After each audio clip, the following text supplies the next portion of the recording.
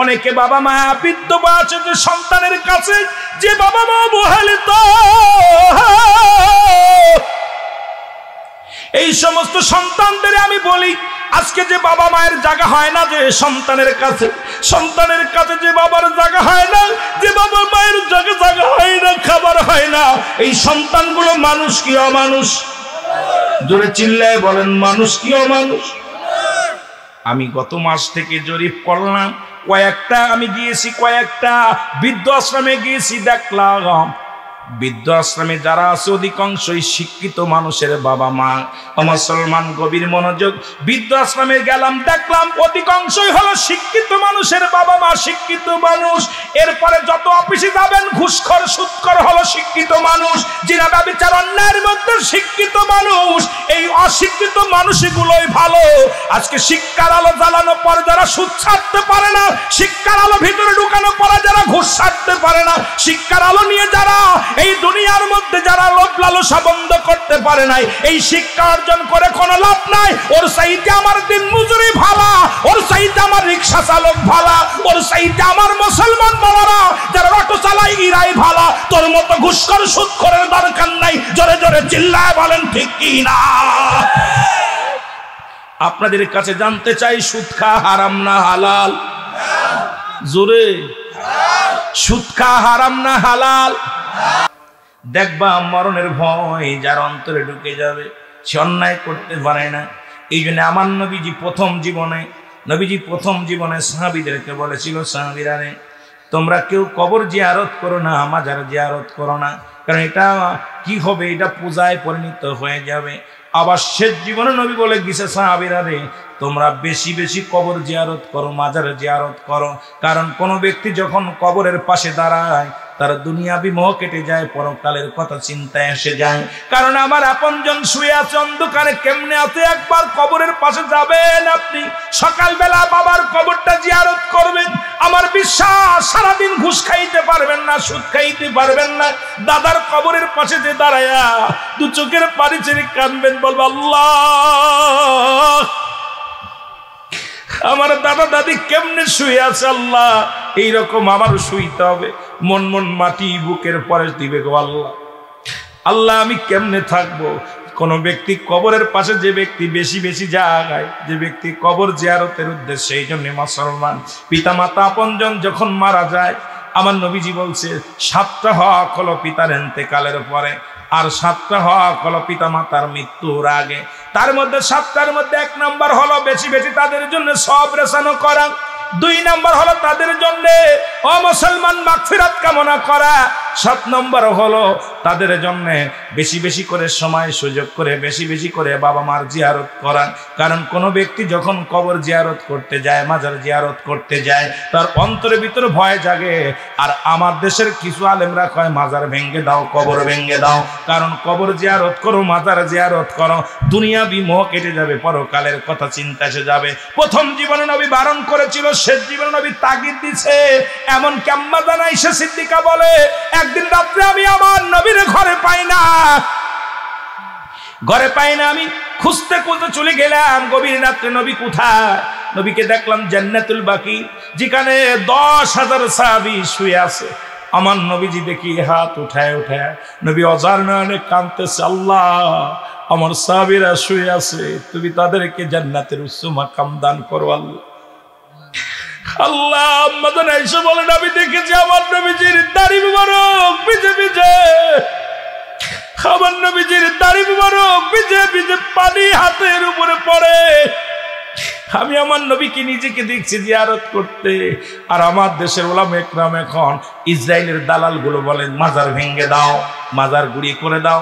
অমুসলমান শুনে নাও, জিয়ারতের জায়গা মাজার, কোনো পূজার জায়গা না, মাজার কোনো সিজদার জায়গা না। আমরা মাজারে যাই, কবরে যাই, জিয়ারত করার উদ্দেশ্যে। জিয়ারত শব্দের অর্থ হলো সাক্ষাৎ করা। আপনজনদের সঙ্গে যখন সাক্ষাতের জন্য যায়, অন্তরটা বড় কান্দে, আল্লাহ এইরকম আমারও একদিন শেষ হয়ে যাব, একদিন বিদায় হয়ে যাব। আল্লাহ এইরকম চিরদিনের জন্য আবাদান চিরস্থায়ীর জন্য ঘুমায় থাকবো। আল্লাহ তুমি আমাদের মরণের আগে আল্লাহ আমাদের ঈমানটা মজবুত করে দিও। জোরে জোরে বলেন আমিন, আরো জোরে জোরে বলেন আল্লাহু আকবার।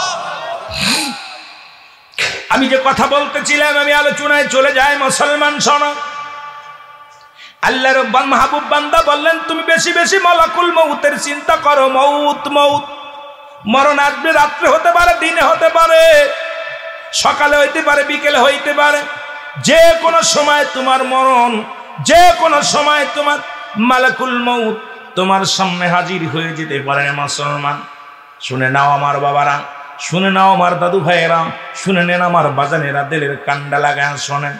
ও মুসলমান, বলকের বাচ্চা ইব্রাহিম আদম, উনি একটা স্বর্ণ দিয়ে মালা বানাইলেন। মালাটা বানায়া সকালবেলা 500 বার বলে মউত মউত, রাত্রিবেলা 500 বার বলে মউত মউত। আজকে যারা মউতের চিন্তা করেছেন, আমার বিশ্বাস ফজরের নামাজ ছাড়তে পারেন নাই। যাদের মউতের চিন্তা আছে, জোহরের নামাজ ছাড়তে পারে নাই। যাদের মরণের চিন্তা আছে, আসরের নামাজ ছাড়তে পারে নাই। যাদের মরণের চিন্তা আছে, তারা মাগরিবের নামাজ ছাড়তে পারে নাই। যারা মরণের চিন্তা আছে, তারা ঈশা সালাত আদায় ছাড়তে পারে নাই। কারণ চিন্তা আছে, আল্লাহ ঈশার আগেই তো আমি মরে যেতে পারি, ঈশার নামাজটাই তো আমার কপালে আসবে না। আল্লাহ আল্লাহ, ফজরের নামাজ পড়বো, ফজরের নামাজটা হয়তো আমার কপালে লেখা নাই। কারণ যার অন্তরে মরণের ভয় জাগছে, কবরের ভয় জাগছে, সে কোনোদিন নামাজ ছাড়তে পারে না, অন্যায় করতে পারে না, জুলুম করতে পারে না, ব্যভিচার করতে পারে না।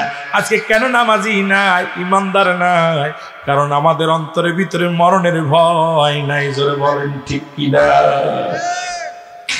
আমার ভাইয়েরা, আমার বন্ধুরা, আমার আমি যে কথা বলতেছিলাম, সপ্তাহ চলে গেল, মাস চলে গেল, বলকের বাচ্চা ইব্রাহিমের পরিবর্তন হলো না, আমলে পরিবর্তন হলো না, উনার আমলে পরিবর্তন হলো না। প্রজাদেরকে কষ্ট দেয়, প্রজাদেরকে অনেক কষ্ট দেয়, প্রজারা কষ্ট পায়, বরদোয়া করে। আবার রানী ডাকলেন, হুজুর সাহেবকে ডাক দেনে আসলেন, হুজুর সাহেব আপনি কি দোয়া করলেন, আমার স্বামীকে কি দোয়া দিলেন?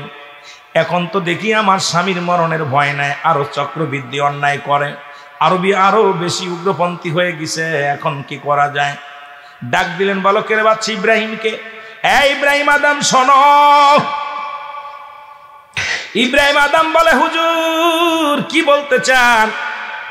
বলে, আপনি শুনেছি আপনি এখন আরো প্রজাদেরকে কষ্ট দেন বেশি, আপনার কি মরণের ভয় আসে না, মরণের চিন্তা নাই?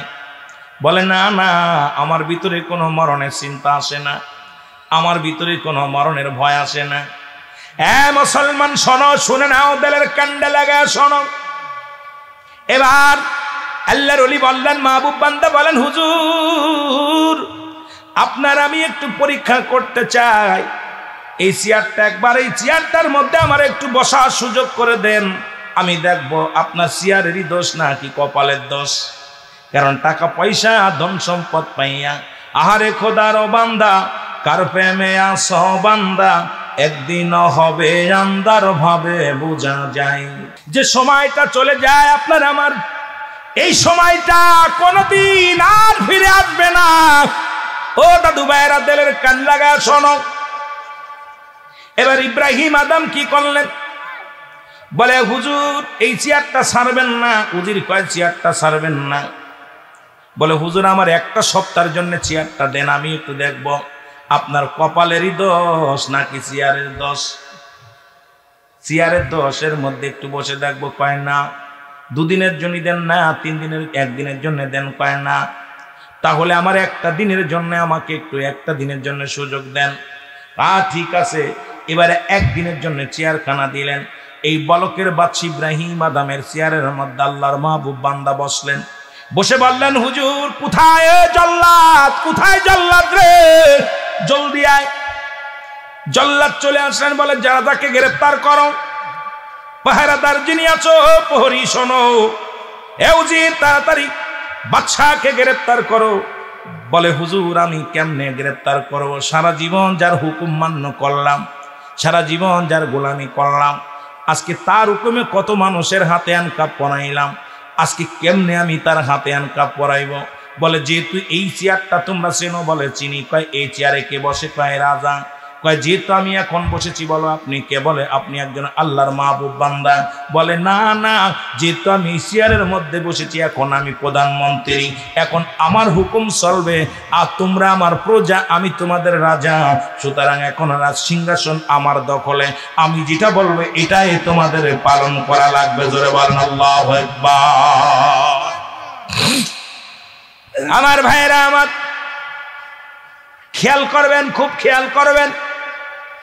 বলকের বাদশা ইব্রাহিম আদমের হাতের মধ্যে হ্যান্ডকাপ পরানো হলো। হাতের মধ্যে হ্যান্ডকাপ পরে ডাক দিলেন, জল্লাদ কোথায় রে, তরবারি নিয়ে আসো। জল্লাদ তরবারি নিয়ে আসলেন। বলে আমি যখন হুকুম দিব এক কবে মাথাটা গর্দান থেকে ফেলে দিবা। ইব্রাহিম আদমকে কতল করা হবে। ইব্রাহিম আদম থরথর করে কাঁপা শুরু করলেন। হুজুর কয়, হুজুর আগে বলছিলাম, হুজুর মানুষকে বিশ্বাস করবেন না। একবার বাংলাদেশের মধ্যে আজকে তত্ত্বাবধায়ক সরকার আমরা কেন দিই না বাবা? ওই ফখরুদ্দিনে ভালোবেসে ইসিয়ারখানা যখন দিলাম, 2 মন্ত্রীর এই জেলখানায় ঢুকাইল, মাননীয় প্রধানমন্ত্রীর জেলে, আবার বিরোধী দলের নেত্র জেলে। এখন বাংলাদেশের মানুষ চিন্তা করে আবার কারে এনে খাল কেটে কুমির আনবো, আবার কারে চেয়ারটা দিব, সে যদি না ছাড়ে বড় বিপদের মধ্যে পড়ে যাবো। জোরে বলেন ঠিক কিনা? আমি রাজনীতি করতে আসি নাই, রাজনীতি আলোচনাও করি না, কারোর গিবাত করার অভ্যাস নাই, সমালোচনা করার অভ্যাস নাই। 3 মাসের চেয়ার 2 বছর কাটাইলেন, কয় বছর আপনারা সাক্ষী না? কথা বলেন না কেন? ফখরুদ্দিন কয় মাস কাটাইলেন? কথা কই না। 2 বছর কাটালেন, 3 মাসের কথা বইলা। উনি 2টা বছর নেই, গদির ইটা বিশাল বড় খারাপ, ইটার মধ্যে বসলে কেউ উঠতে চায় না। চেয়ারম্যান বলেন, মেম্বার বলেন, এ মুসলমান, ক্ষমতার লোভ, নবী বলছে বালহুয়া খিলাফ, এই দুনিয়াটা পচা দুর্গন্ধ মরি। মানুষের চরিত্র হলো কুকুরের চরিত্র। কুকুর যেমন মরি পাইলে খুশি হয়, সে জামানার মানুষ শুধু সম্পদ পাইলে, টাকা পয়সা পাইলে খুশি হয়। কারণ এই ধন সম্পদের জন্য মনে করে এটা ইজ্জত দিবে, সম্মান দিবে। না না, এই দুনিয়ার ক্ষণ সম্পদ, এই দুনিয়ার মধ্যে ক্ষণস্থায়ী, চিরস্থায়ী হলো তোমার কবর। এই জন্য আমি শুরুতেই বললাম, আল্লাহ বলেন আল্লাহ কয়ে বান্দারে, এই জমিনের মধ্যে আমি কিচ্ছু বলতে কিচ্ছু রাখবো না, সব কিছু আমি চূর্ণ বিচ্ছিন্ন করে দিব। এই জমিনের মধ্যে যত মাটি আছে, মাটিগুলো আমি আল্লাহ পুরো তামা বানায় দিব। এই জমিনের মধ্যে যত পানি আছে, পানিগুলো পুরায়া ছাই বানায় দিব। জোরে বলেন আল্লাহু আকবার। একটু জোরে বলা যাবে না? জমিনের মাটিগুলো পুড়ে কি হবে? কথা বলেন না কেন? জমিনের মাটিগুলো পুড়ে হবে তামা, জমিনের পানিগুলো পুড়ে হয়ে যাবে ছাই। যেদিন কিচ্ছু বলতে কিচ্ছু থাকবে না, সেদিন থাকবে শুধু আমার আল্লাহ। আল্লাহ কয়ে বান্দারে, সেদিন থাকবো আমি শুধু আমার নবীর ভালোবাসা নিয়ে। সুতরাং এই পৃথিবীর মধ্যে দুনিয়ার সম্পদ, বাড়ি গাড়ি সব কিছু করলেন, কিচ্ছু নিয়ে যেতে পারবেন না কবরে। একমাত্র 3 টুকরা কাপড় হয়তো অনেকের নসিবে হবে, আবার অনেকের নসিবে না।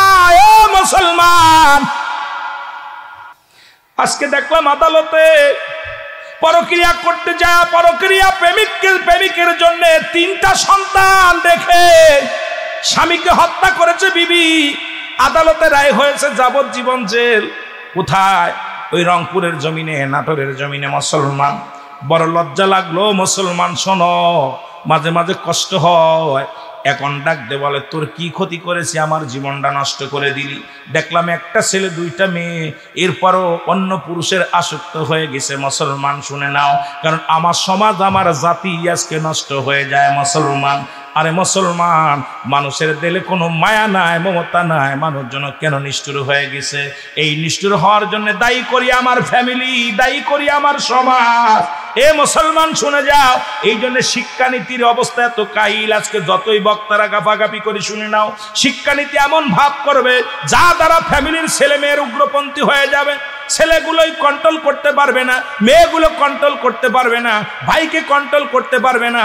এই ফ্যামিলির যিনি গার্জিয়ান তিনি নিজের ফ্যামিলি নিয়ে ব্যস্ত থাকবে, আর দেশ নিয়ে ভাবার সময় থাকবে না। দেশে কে থাকলো রাজা, কে থাকলো প্রজা দেখার সময় পাবে না, নিজের ফ্যামিলি নিয়েই ব্যস্ত থাকবে দুনিয়ার মানুষগুলো। এই ফাঁকে আজকে বিদেশিদের পাঁচটা শিক্ষানীতি আমাদের মধ্যে ঢুকে গেছে রে মুসলমান, শুনে নাও। আজকে শিক্ষানীতির অবস্থা কেন খারাপ? এটা হলো মানুষকে আগে গুমরাহি না করতে পারলে, এই জাতিকে যত গুমরাহি করতে পারবো তত ওই মুসলমান ইহুদি খ্রিস্টানেরা তারা কিন্তু আমাদের বন্ধু না। কোনোদিন ইহুদি খ্রিস্টানরা বন্ধু হতে পারে না, কারণ রাসূলের ইন্তেকালের পরে লাশটা পর্যন্ত চুরি করতে চেয়েছিল ইহুদিরা, আমার নবীর লাশটা পর্যন্ত গুম করতে চেয়েছিল। সুতরাং শুনে নাও, কোনোদিন অমুসলিমেরা কোনোদিন মুসলমানের বন্ধু না। রাসূল ভালোবাসা দিয়ে অসংখ্য মানুষকে হিদায়াতের মালা পড়াইছে গলার মধ্যে। আজকে আমাদের চরিত্র সেটা ভুলে যাচ্ছে আমরা আলেম ওলামা। স্বার্থের জন্য যে কোনো মুহূর্তে আমরা স্বার্থবাদ, আমরা দুনিয়ার মধ্যে এমন ধোঁকাবাজ হয়ে গেছি, দুনিয়া দুনিয়া দুনিয়ার প্রেমে পড়ে গেছি। ধরে বলেন ঠিক কিনা? বলকের বাচ্চা ইব্রাহিম আদম থরথর করে কাঁপা শুরু করলো, ঝরঝর করে চোখের পানি পড়া শুরু করলো, দরদর করে ঘাম ঝরা শুরু করলো। বলকের বাচ্চা যখন কাঁপতেছিলেন, আল্লাহর মাহবুব বান্দা বলে, হুজুর আপনাকে মৃত্যুদণ্ড দিয়েছি, যে কোনো মুহূর্তে কতল করা হবে, তবে আপনাকে আজকে 3টা প্রশ্ন করব। এই 3টা প্রশ্নের জবাব যদি আপনি দিতে পারেন, 3টা প্রশ্নের সল জবাব যদি আপনি করতে পারেন, তাহলে আপনাকে আমি এইখান থেকে আপনাকে রেহাই দিব, বাঁচায়া দিব। রাজা কয় তাড়াতাড়ি বলো। কার বাচ্চা বলে, হুজুর তাড়াতাড়ি বলো, তাড়াতাড়ি বলো। বলে 1 নাম্বার কি? বলে 1 নাম্বার প্রশ্ন, তুমি এত কাঁপতেছো কেন? থরথর করে কাঁপতেছো। বলে হুজুর জীবনে কত মানুষের ফাঁসি দিলাম, কত মানুষের মৃত্যুদণ্ড দিলাম, আজকে নিজের মৃত্যু নিজের সামনে, জল্লাদ যখন তরবারি নিয়ে সামনে দাঁড়ায় আছে, আমার ভিতরটা যেন কাঁপা শুরু হয়েছে। কখন হুকুম দিবে, কখন যেন আমার গর্দান কেটে ফেলবে, এই ভয়ে আমি থরথর করে কাঁপতেছি। কোনো উপায় বাঁচা যায় কি না? আরে মৃত্যু এত কঠিন আমি জানতাম না, মৃত্যু এখন সামনে। কারণ তরবারি নিয়ে জল্লাদ দাঁড়ায় আছে, হুকুম পড়ার সঙ্গে সঙ্গে তো আমাকে শেষ করে দিবে, এই ভয়ে আমি থরথর করে কাঁপতেছি। বলে 1 নাম্বার প্রশ্নের জবাব ঠিক। 2 নাম্বার প্রশ্ন। বলে 2 নাম্বার প্রশ্ন করো। কয় 2 নাম্বার প্রশ্ন, আপনার চোখ দিয়ে কেন এত পানি ঝরে? কয় হারে দুনিয়াটা, এই দুনিয়ার প্রেমে পড়িয়া কত অন্যায় করলাম, এরে বিবির প্রেমে পড়িয়া কত অন্যায় করলাম, কত রাজ্যের কত ক্ষতি করলাম, আমার ফ্যামিলির জন্যে আর বাড়ি গাড়ির জন্যে কত প্রজারে কষ্ট দিলাম। আজকে বিপদের দিনে সব ছায়া ছায়া দেখতেছি, কিচ্ছু আমার সাথে যাবে না। হিসাব করে মিলাইলাম, মরণের পরে সব পড়ে থাকবে, আমার দেহটা এক অসাল হয়ে যাবে, আমি একাকার হয়ে যাব। এই টেনশনে আমার চোখ দিয়ে পানি পড়তেছে যে এত কাল ধরে আমি কি করলাম। এই 2 দিনের জিন্দেগি আমি তো ফাঁকি দিলাম, সব তো ফাঁকে পড়ে গেছি, নিজেই ফাঁকি দিই নাই, আমি নিজেই তো ফাঁকে পড়েছি, আমার মাওলারে ফাঁকি দিই নাই।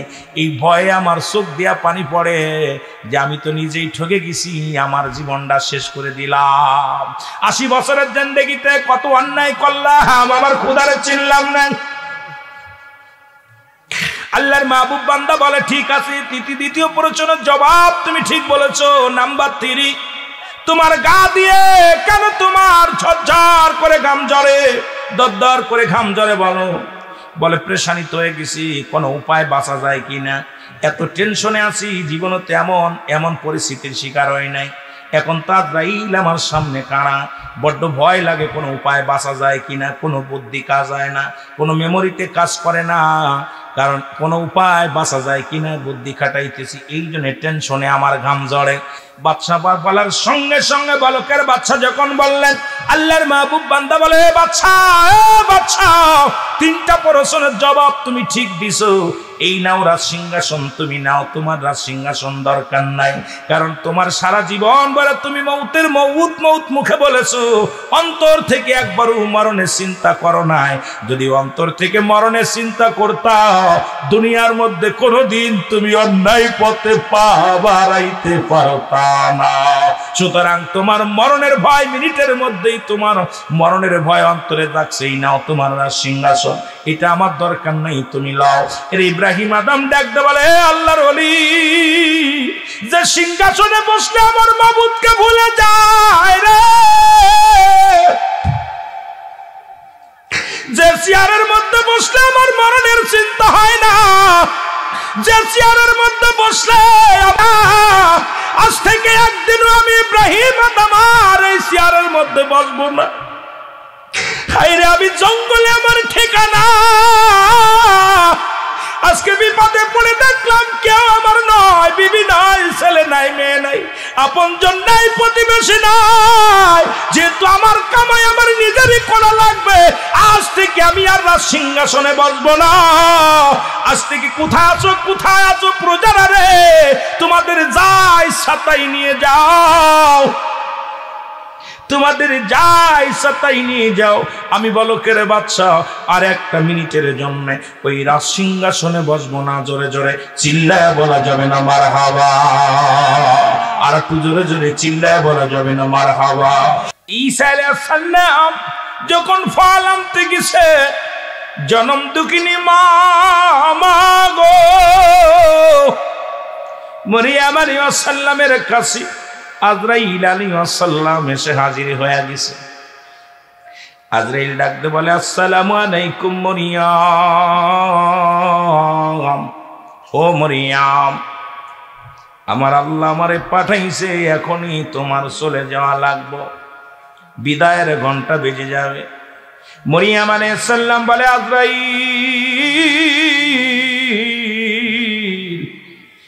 এই মাত্র আমার কলিজার টুকরা সন্তান আমার জন্য ফল আনতে গেছে, একটু দেরি করো, আমার কলিজার টুকরা সন্তান আসুক, আমি আমার বাজানের লগে কিছু কথা বলে যেতে চাই, আমি আমার ঈশার লগে কিছু আলাপ করতে চাই। আজরাইল কয়, মরিয়ম, একটা মিনিট আমি সময় দিতে পারবো না, কারণ আমার আল্লাহর হুকুম নাই গো, তোমাকে আমি একটা মিনিট আর দুনিয়ার মধ্যে হায়াত দেওয়া সম্ভব নয়। মরিয়ম আলাইহিস সালাম বলে, আজরাইল, আমাকে একটু সুযোগ দাও, সামান্য একটু সুযোগ দাও, আমার কলিজার টুকরা সন্তান আসুক, এরপরে তুমি আমার নিয়ে যেও। আজরাইল কয়, না না, সম্ভব নয়, আপনাকে এখনই যেতে হবে, আমি নিয়ে যাব, আপনার রূহটা নিয়ে যাব। আজরাইলকে বলে, আজরাইল রে, তাহলে নাও। আজরাইল আলাইহিস সালাম মরিয়ম আলাইহিস সালামের রূহটা বাইর করলেন। ঈসা আলাইহিস সালাম ফল নিয়ে বাড়ি আসলেন, বাড়ি আসিয়া দেখে মা জননী শুয়ে আছে। ঈসা আলাইহিস সালাম মাকে ডাক দিলেন না, মা মনে হয় ঘুমাইছে। চিন্তা করে জনম দুঃখিনী মা, আমার মা যদি আমি সাগরের মধ্যে প্রবেশ করি, আমার মা জেনে যায় আজকে কেন মা কথা বলল না, মায়ের কোনো সমস্যা, মায়ের কোনো কিছু হলো কি না। যা মায়ের হাতটা ধরে ডাক দেয়, বলে, মা, মার দুনিয়ার মধ্যে নাই, মা দুনিয়া থেকে বিদায় হয়ে গেছে, মা জননী আর দুনিয়ার মধ্যে নাই। ঈসা আলাইহিস সালাম একটা চিৎকার মেরে বলে, মালিক,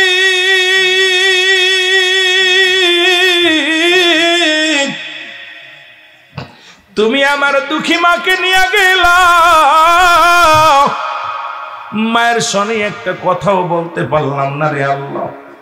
আল্লাহ, আমার মা জননী আমাকে পাঠাইলো বাজারে ফলের জন্য, আশা দেখি আমার মার ঘরে নাই জীবন, আমার মা চলে গেছে।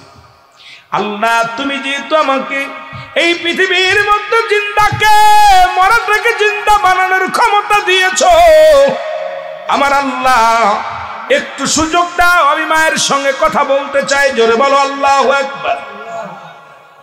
মায়ের লাগে কথা বলতে চাই। আল্লাহ বলে, দিলাম। ঈসা আলাইহিস সালাম ডাকতে বলে, মা, মা বলে যখন ডাক দিছি ঈসা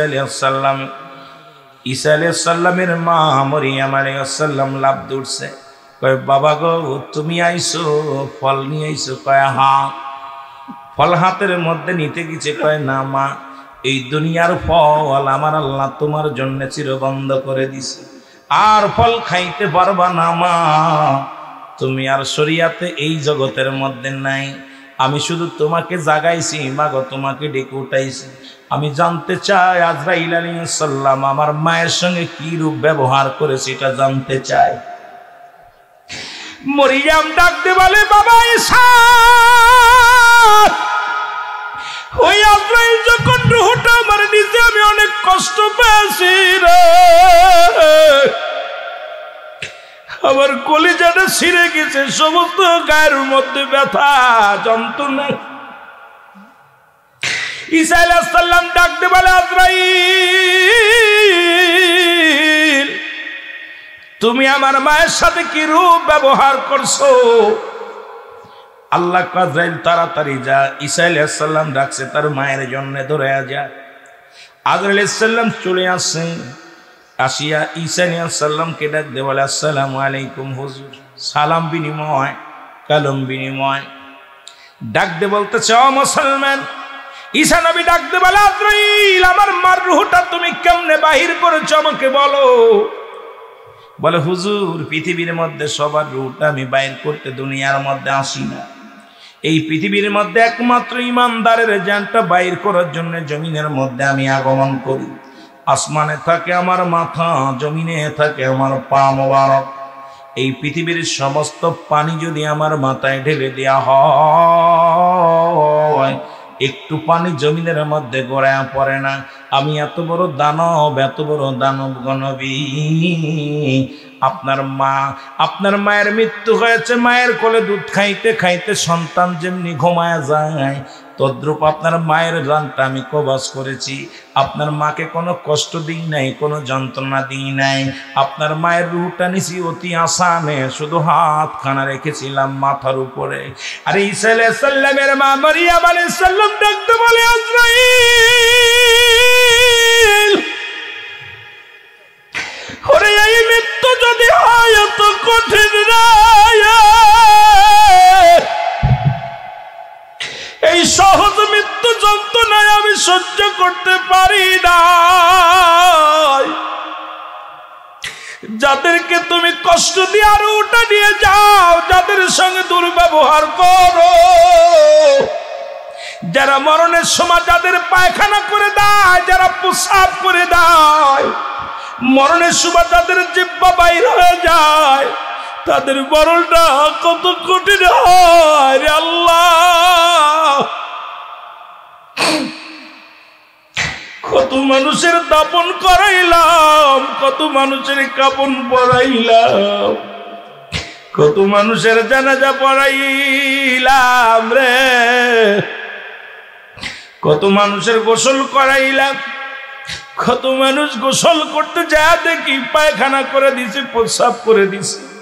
মরণের সময় জিহ্বাটা কত বড়, এক হাত বাইর হয়ে গেছে, চোখ দুটি বন্ধ করা যায় না, একটা অঙ্গ পড়ে যায়, পা বেঁকা হয়ে যায়, হাত বেঁকা হয়ে যায়, এক পাশে লুলা হয়ে যায়। কত কষ্ট দিয়া মৃত্যু হয় আল্লাহ, আমাদের মরণটা তুমি সহজ করে দিও। এক নাম্বার বিপদ হলো মানুষের মরণ, এই মরণটা আমাদের একটু সহজ করে দিও। জোরে জোরে বলেন আমিন। এ মুসলমান শুনে নাও, পৃথিবীর মধ্যে মৌতের চিন্তা আমাদের ভিতরে নাই। বলকের বাচ্চা ইব্রাহিম আদম, নাম শুনছেন? ইব্রাহিম আদম আল্লাহ তার ধন সম্পদের মালিক বানায়া দিছে, পৃথিবীর মধ্যে রাজত্ব তারে দান করে দিছে। কিন্তু প্রজাদেরকে কষ্ট দেয়, প্রজাদেরকে রক্ত শোষে, প্রজাদের কাছে চক্রবৃদ্ধি সুদ আদায় করে। ও মুসলমান শুনে নাও, দিলের কান্ডা লাগা শোনো। আল্লাহ তাকে একটা আদর্শবান নারী, আদর্শবান বিবি আল্লাহ তারে দান করলো। স্ত্রী সদা সর্বদাই ডাকতে বলে, স্বামী প্রজাদেরকে কষ্ট দিও না, প্রজারা কষ্ট পায়, আমার আল্লাহ বড় বেজার হয়ে যায়। তুমি প্রজাদেরকে ভালোবাসো, প্রজাদেরকে দুঃখ সুখে দুঃখে সুখে তাদেরকে বুকে রাখো, তাদের কষ্ট দিও না। মরণের চিন্তা করো, জোরে বলেন আল্লাহু আকবার। বিবি কি করলেন? একজন আলেম সাহেবকে ডাক দিলেন। আলেম সাহেবকে ডাকতে বলে, আলেম সাহেব, আমার স্বামী বালকের বাচ্চা ইব্রাহিম আদম, উনি সুদ খায়, উনি চক্রবৃদ্ধি, পৃথিবীর মধ্যে প্রজাদেরকে কষ্ট দেয়, প্রজারা উনার নির্যাতনে বড় কষ্ট পায়। প্রজাদের কাছে একটা কাজ করেন, আপনি এমন একটা ওষুধ দেন, এমন একটা তদবির দেন, এমন একটা তাবিজ দেন, যা করলে আমার স্বামী যেন মরণের ভয় পায়, দুনিয়ার মধ্যে আর যেন অন্যায় না করে, দুনিয়ার মধ্যে মানুষকে যেন আর কষ্ট না দেয়। আপনি এমন একটা কাজ করেন যে কাজ করলে আমার স্বামীর অন্তরের ভিতরে আল্লাহর ভয় জাগে। জোরে বলেন মারহাবা। এই আল্লাহর মাহবুব বান্দা কি করলেন? ডাকতে বলে, হুজুর, আপনি এই ধন সম্পদ নিয়ে কবরে যাইতে পারবেন না, দুনিয়ার বালাখানা নিয়ে কবরে যাইতে পারবেন না। এই দুনিয়ার সম্পদ খাবে লোকে, আপনার দেহ খাবে পোকে। দুনিয়ার সম্পদ খাবে লোকে, মানুষে আপনার দেহটা খাবে পোকে। দেখা যায় দাদা জিন্দা নাতি নাই, বাবা জিন্দা সন্তান নাই, সন্তান জিন্দা বাবা নাই। ও মুসলমান, বড় ভাই বেঁচে আছে, ছোট ভাই নাই। অনেকে বাবারে হারায় ফেলেছেন, মা জিন্দা, মা হারকে হারিয়ে ফেলেছেন, বাবা জিন্দা। সন্তানের লাশ বাবার কাঁধে, বাবার লাশ সন্তানের কাঁধে। এই পৃথিবীর মধ্যে লাশ বহনকারী গাড়ি জানে রে,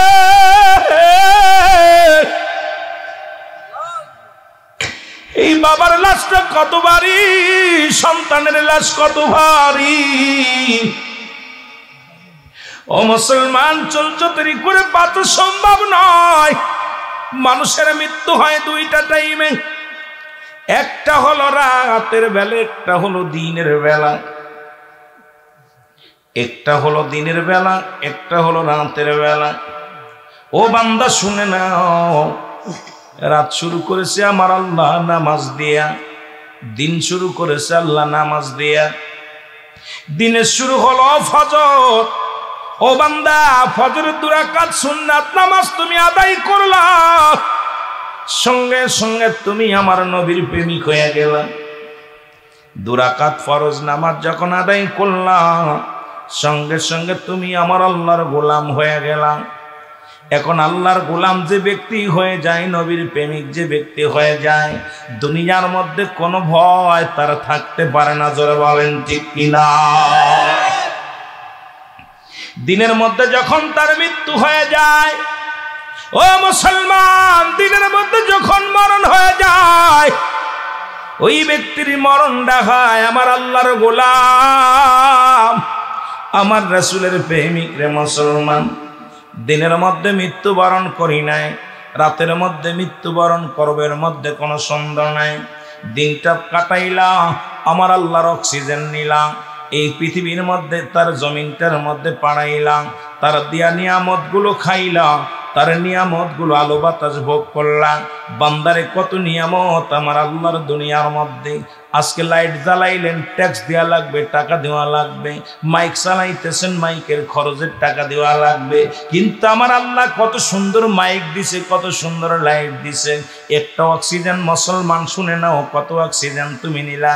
এই পৃথিবীর মধ্যে এত কিছু করার পরও তুমি নাফরমানি কেমনে করলা? বান্দারে, তুই রাতের মধ্যে মৃত্যুবরণ করতে পারিস। রাতের শুরু হলো মাগরিব, মাগরিবের 3 রাকাত ফরজ নামাজ তুমি আদায় করলা, সঙ্গে সঙ্গে তুমি হয়ে গেলে আমার আল্লাহর গোলাম। ও গোলাম, দিলের কান্ডা লাগা শোনো, সঙ্গে সঙ্গে হয়ে গেলে তুমি আল্লাহর গোলাম। এবার তুমি 2 রাকাত সুন্নাত নামাজ তুমি আদায় করলা, সঙ্গে সঙ্গে হয়ে গেলে তুমি আমার নবীর প্রেমিক। এখন যদি রাতের মধ্যে তোমার মরণ হয়, তোমার মরণটা হবে আমার আল্লাহর গোলাম রাসূলের প্রেমিক। জোরে বলেন ঠিক কিনা? আমি বলতেছিলাম, মানুষের মৃত্যু হয় 2টা টাইম, একটা রাতের বেলা, না হয় দিনের বেলা। পৃথিবীর মধ্যে তিনটা বিপদ। নাম্বার ওয়ান হলো মানুষের মরণ, নাম্বার 2 হলো কবর, নাম্বার 3 হলো কিয়ামতের ময়দান। তিনটা বিপদ মানুষের। 1 নাম্বার বিপদ হলো মানুষের মরণ। এই মরণের পেয়ালা পান করতে হবে, এর মধ্যে কোনো সন্দেহ নাই। ঠিক কিনা? যারা বলেন ঠিক কিনা? মরণের পেয়ালা পান করতে হবে গো। এই পৃথিবীর মধ্যে কেউ ফিরে সম্ভব নয়। বাবা আদম থেকে শুরু করেন আখির নবী রাহমাতুল লিল আলামিন পর্যন্ত পৃথিবীর মধ্যে কত নরনারী আসলো, সবাই দুনিয়া থেকে বিদায় হয়ে গেছে। একমাত্র স্রষ্টার মৃত্যু নাই, সৃষ্টির মৃত্যু আছে। পৃথিবীতে যত কিছু আমার আল্লাহ সৃষ্টি করেছেন সব কিছু বিদায় হয়ে যাবে, কিচ্ছু থাকবে না, সব কিছুই বিদায়। যদি বলেন ঠিক কিনা? কুল্লু নাফসিন যায়কাতুল মউত। এটা অস্বীকার করার মতো ক্ষমতা কারুর নাই। জোরে বলেন আছে? কথা বলেন না, একটু জোরে বলেন না। আছে, কি ওর নাই পৃথিবীর মধ্যে। এই জন্য বললাম 1 নাম্বার বিপদ হলো মানুষের মরণ, 2 নাম্বার বিপদ হলো মানুষের কবর, 3 নাম্বার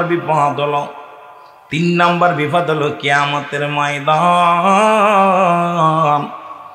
এই মরণ বড় কষ্ট হয়। মরণের কথা বলতে গেলেই কলিজার মধ্যে আগুন ধরে। আল্লাহ, কখন যেন মরণ এসে যাবে, কোন হালাতে মরণ হবে বলতে পারি না রে। হয়তো ঘুমের ঘরে নাই, গাড়ির মধ্যে নাই, বাড়ির মধ্যে নাই, মাঠের মধ্যে নাই, তো রাস্তার মধ্যে। কখন তুমি কোন হালাতে মৃত্যু লেখে রাখছো মালিক? এই দুনিয়ার মধ্যে এসেছি, যেতেই হবে, যাইতেই হবে। ও মুসলমান, আর এই মরণের পেয়ালা পান করতেই হবে। জোরে বলেন ঠিক কিনা? আল্লামা মুফতি আমজাদ আলী সাহেব একটা কিতাব লেখলেন, কিতাবের নাম্বার শরিয়াত। এই কিতাবের মধ্যে উনি লিখতে যা বললেন, দুনিয়ার মানুষ শোনো,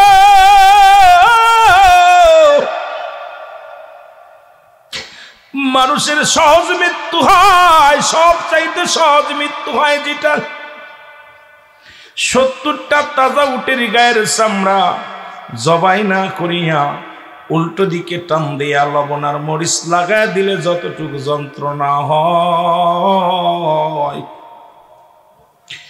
এর চাইতে 70 গুণ যন্ত্রণা হলো একটা সাধারণ মৃত্যু।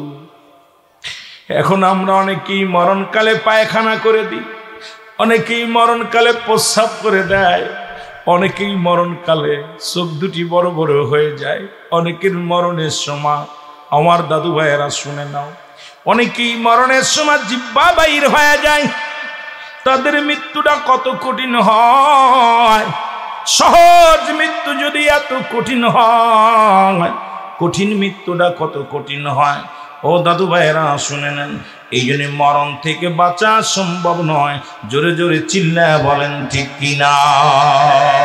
আওয়াজ দিয়ে চিল্লায় বলেন আলহামদুলিল্লাহ।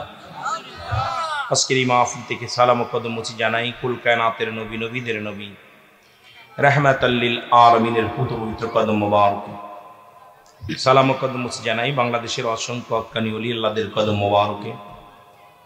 যেহেতু আল্লাহ পাক দুইটা দেশ, একটা হলো সোনার মদিনা, একটা সোনার বাংলা, এই বাংলার জমিনে অসংখ্য আল্লাহর ওলির আগমন করেছে। আল্লাহ যাদের কথা বলেন সূরা ইউনূসের মধ্যে 11 নম্বর পারা 62 নম্বর আয়াত, আল্লাহ নিজেই বলেন আলা সাবধান ইন্নানি চালা ইন্নাউল্লাহি, আল্লাহর তরফ থেকে যারা ওলি হয়, লা নাই খাউফুন শব্দের অর্থ ভয়, আল্লাহ যদি অবস্থান করে হুমদের উপরে জানুন, তাদের কোনো চিন্তা নাই, ভাবনা নাই। মেরকাত শরীফ মেরকাতের 10ম খণ্ড 722 নম্বর পৃষ্ঠা, তাফসীরুল বায়ান 5ম খণ্ড 524 নম্বর পৃষ্ঠা, হুজুর আকরাম সাল্লাল্লাহু আলাইহি ওয়াসাল্লাম বয়ান করেন আলা সাবধান ইন্নানি চালা ইন্নাউল্লাহি, আল্লাহর তরফ থেকে যারা ওলি হয়েছিল এই মুহূর্তের মৃত্যু নাই। অসংখ্য আল্লাহর ওলিরা এই বাংলার জমিনে শুয়ে আছেন।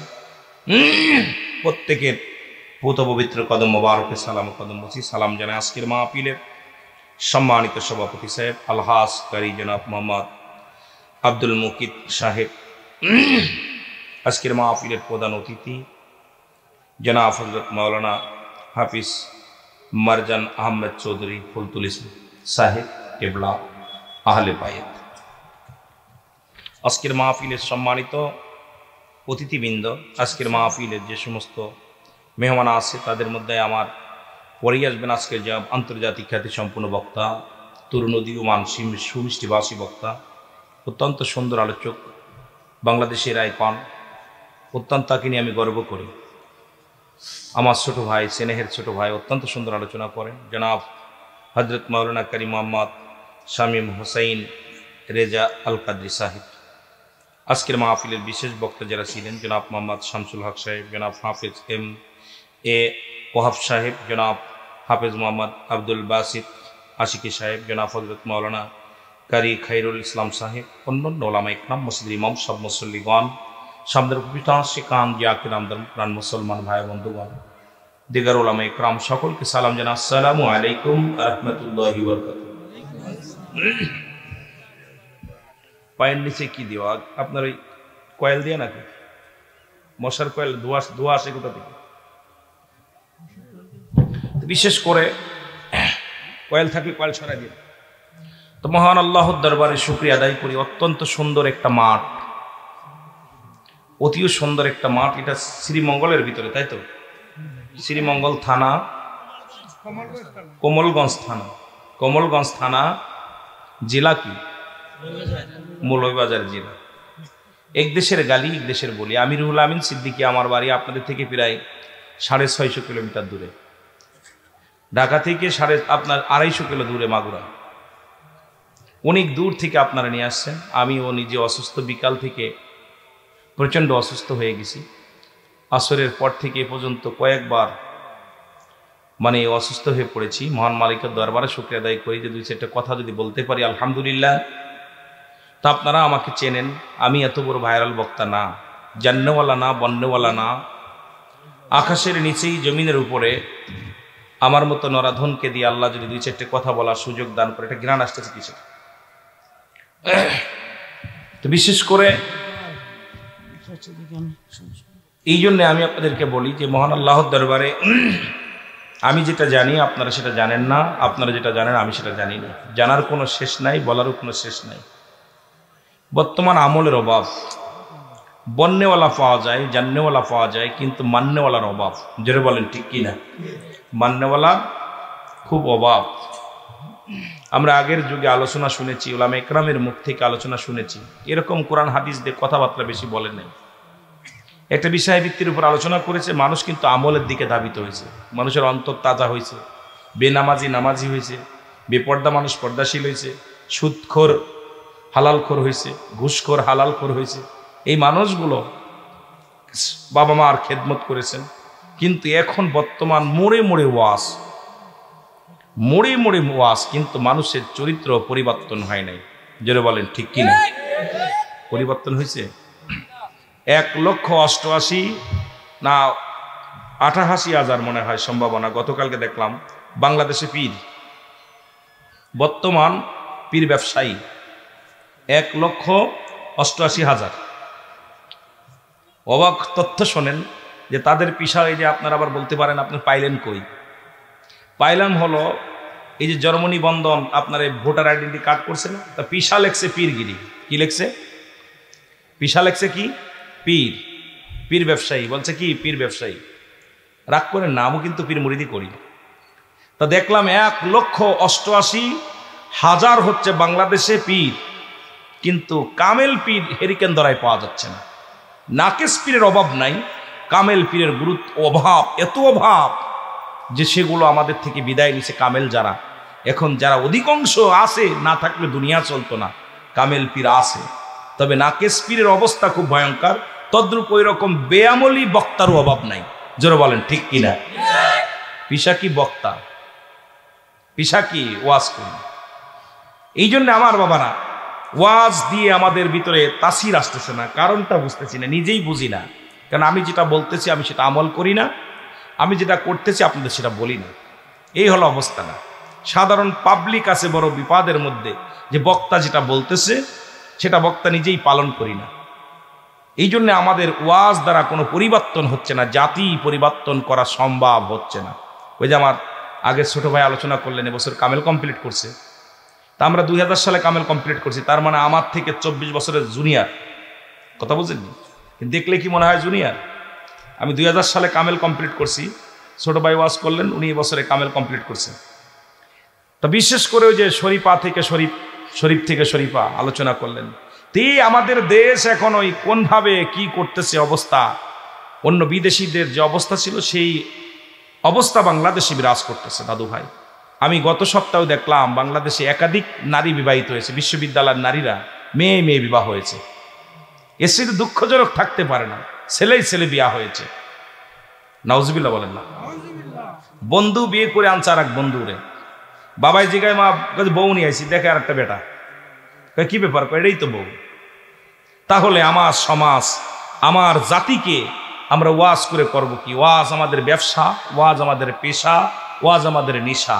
ওয়াজ যদি আমলের নিয়তে, মানুষকে হেদায়েতের নিয়তে যদি আলোচনা করতাম আর আমরা শুনতাম, তাহলে আমার বিশ্বাস আমার দেশ, আমার পরিবেশ, আমার সমাজ পরিবর্তন হয়ে যেত। জোরে বলেন ঠিক কিনা?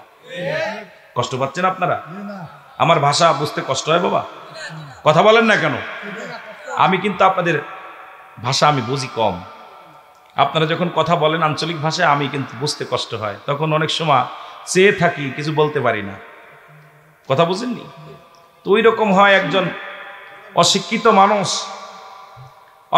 মানুষ 3টে ইংরেজি, yes no very good, yes no very good. এখন এলাকার মধ্যে একটা খুন হয়েছে, পুলিশে ছেলে এদিকে আসো, তোমাদের এলাকায় খুন হয়েছে, বলে ইয়েস। কি বলছে? ইয়েস। কয় কে বলছে? কয় নো। করছে কে বলো? কয় নো। কয় থানায় চল। কয় ভেরি গুড। কথা বোঝেননি? থানায় চল কি বলে? Very good. এখন থানার ভিতরে নিয়ে গেছে, খুব ভালোভাবে মামারা নিয়ে গেছে, যত্ন করে নিয়ে যে যখন ওই 14 সিকির ভিতরে ঢুকায় যখন হান দাইতেছে ঠিক মতো, বল খুন হয়েছে, কয় ইয়েস ইয়েস। বল কে করছে? কয় নো। কি বলছে? নো। আর জোরে পিটায়, কয় নো। আরো জোরে মারে, কয় বলবি না? কয় নো। তাহলে মার খা। কয় ভেরি গুড। তাহলে মার খা। কয় ভেরি গুড। পিটান খায়া যখন একবারেই অবস্থা খারাপ। আমার দেশের উলামা একরাম এই 3টে ইংরেজি শিখছি আমরা ফালাফালি, খালি কেউ আসি পীরগিরি নিয়ে মস্তানি, কেউ আসি আপনার ওই মারামারি নিয়ে মস্তানি, কেউ আসি সমাজ জাতি বাঁচানোর চিন্তা আমাদের মাথায় নাই। যখন মারতে অসুস্থ হয়ে গেছে, আপনার ওই পুলিশ বাহিনী শেষ, ও অসুস্থ হয়ে গেছে, কয় হুজুর এটা আমার কপালের দোষ, আসলে আল্লাহর কসম আমি খুন খারাপির কিচ্ছু জানি না। 3টে ইংরেজি শিখছি, মনে করছিলাম এলাকার মানুষ আমার দাম দেবে, ইয়েস নো ভেরি গুড। এই 3 ইংলিশ শিখা যে এত মায়ের খাবো আগে জানতাম না। 3টে ইংলিশ শিখা অল্প বিদ্যা অর্জন করে আমার কপালে কষ্ট, সুতরাং আমি আর ওই ইংলিশ আর কইতাম না। আসলে জানিও না, বলতেও পারি না। আমি নতুন এলাকায় আসছি। আল্লাহু আকবার বলেন না। তা আমাদের বক্তাগুলো রং বিরঙ্গের বক্তা আসতেছে, রং বিরঙ্গের ফতুয়া আসতেছে, সমাজ নষ্ট হচ্ছে। আমার জাতিকে বাঁচার জন্য আগের মুরব্বী ইকরামদের যে আমল, তারা ভয় পেত আল্লাহকে, আমরা এখন আল্লাহকে ভয় পাই না, কবরকে ভয় পাই না। এখন কবরে সেলফি তুলি, কবরে শোয়া মানুষ, কবরে শোয়ানোর পর দাদার ধাড়ি ধরে সেলফি তোলে, দাদার সঙ্গে জড়ায় ধরে সেলফি তুলে ছাড়ে দিচ্ছে। নাতি দাদার মরা লাশ ধরে সেলফি তুলে সমাজে ছাড়ে, তাহলে আর বুঝতে বাকি নাই যে মরণ বিলো আমাদের ভয় নাই। জোরে বলেন ঠিক কিনা? আরো জোরে বলেন ঠিক কিনা? রিয়াজি না হয় কাল তুমি যাইবা কবরে, মরার পরে দেখবে চেয়ে গো তোমার ছবি রইল পড়ে, মরার পরে। আরো জোরে বলেন, মরার পরে দেখবে চেয়ে গো তোমার ছবি রইল। কইতে পারেন না? আজ না হয় কাল তুমি যাইবা কবরে, মরার পরে দেখবে চেয়ে গো তোমার ছবি রইল পড়ে, মরার পরে দেখবে চেয়ে। দাদাই গেছে বাবাই গেছে কেউ আইল না ফিরে তোমার তো যাইতে হবে গো ভাই অন্ধকার কবরে আমার তো যাইতে হবে গো জোরে বলেন ঠিক কিনা এ দুনিয়ার মুসলমান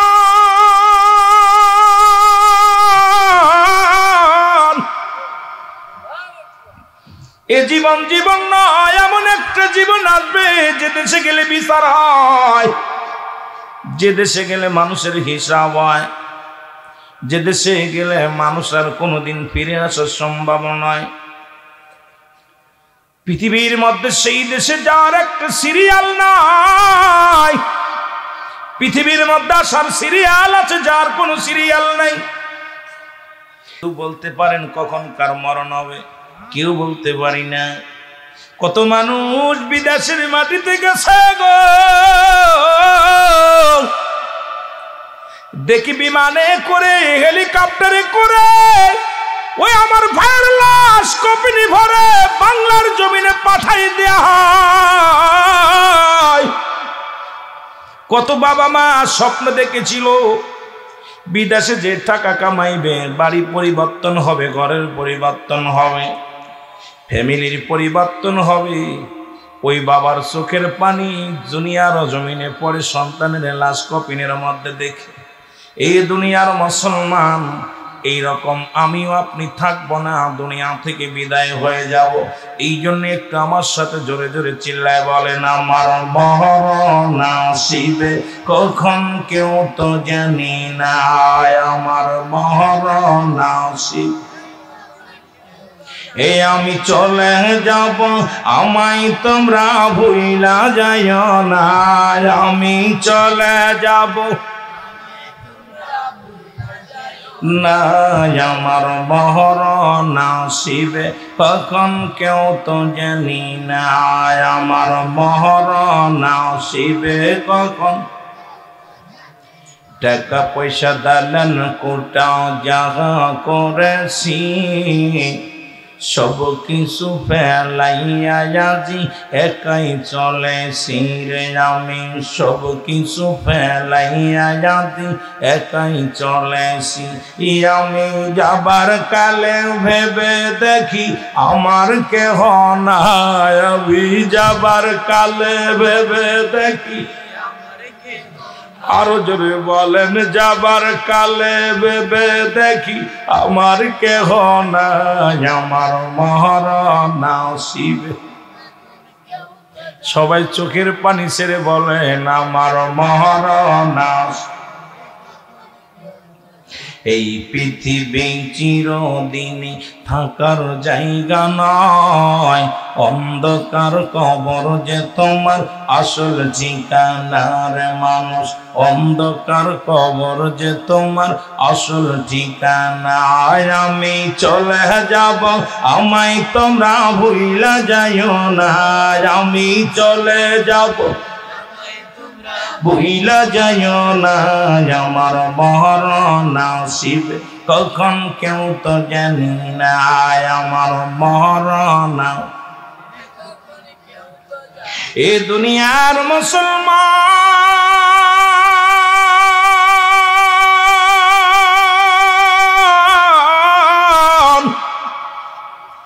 দেখ না ফরিদ করিল দান অমূল্য চক্ষুরত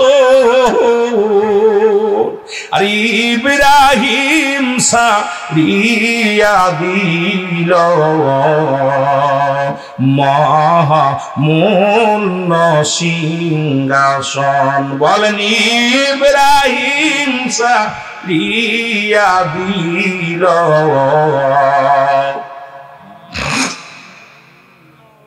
এটা জোরে বলা যাবে না কামেল মোকামেলি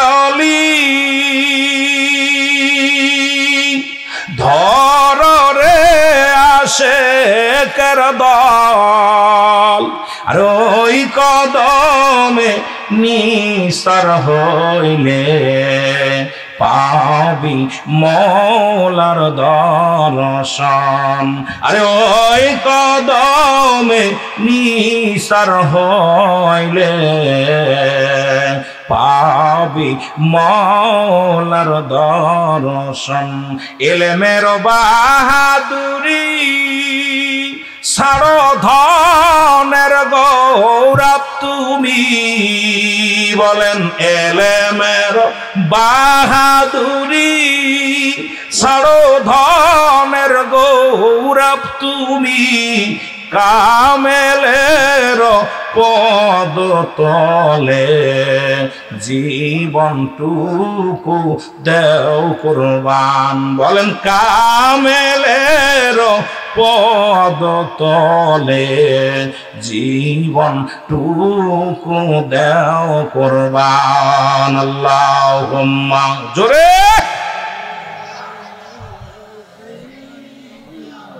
আরো জোরে, মাওলানা মুহাম্মদ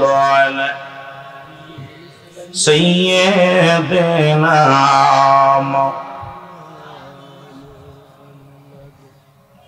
এ মুসলমান গভীর মনোযোগ, আমি যে কথা বলতেছিলাম গো,